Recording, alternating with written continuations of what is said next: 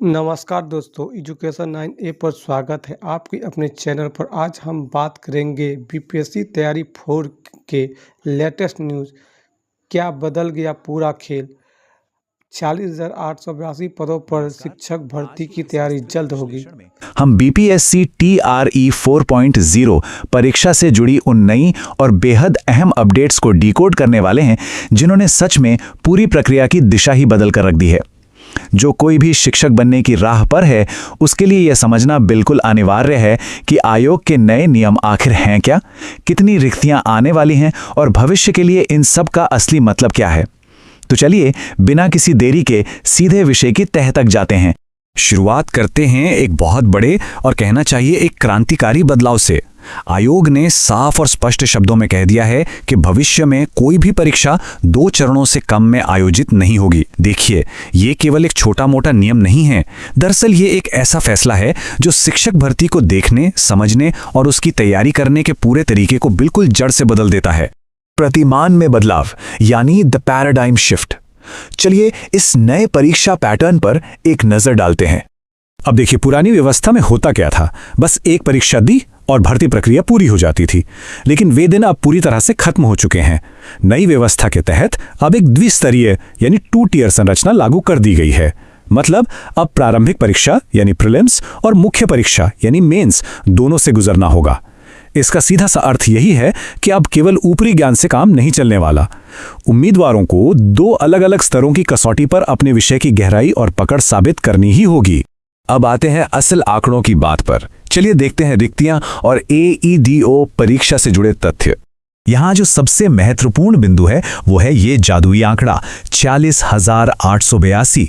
जी हाँ, ये वो कुल रिक्तियां या पद हैं जिन पर आगामी TRE 4.0 के तहत विज्ञापन आने वाला है।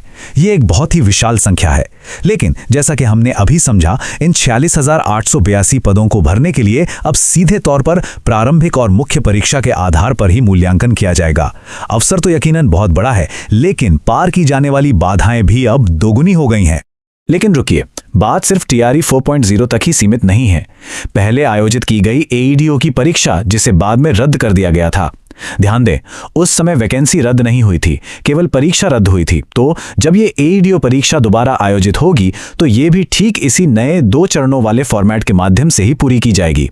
यानी प्रीलिम्स और मेंस का ये नया नियम वहां भी पूरी तरह से लागू होगा। अब मन में ये सवाल उठना लाजमी है कि ये सब आखिर होने कब वाला है। तो हालिया रिपोर्ट्स बताती हैं कि इन परीक्षाओं की तारीखों और रिक्तियों का विस्तृत आधिकारिक नोटिफिकेशन दोस्तों, हमारे चैनल को लाइक करें, सब्सक्राइब करें एंड शेयर करिए। 8 मई से पहले जारी होने की पूरी संभावना है।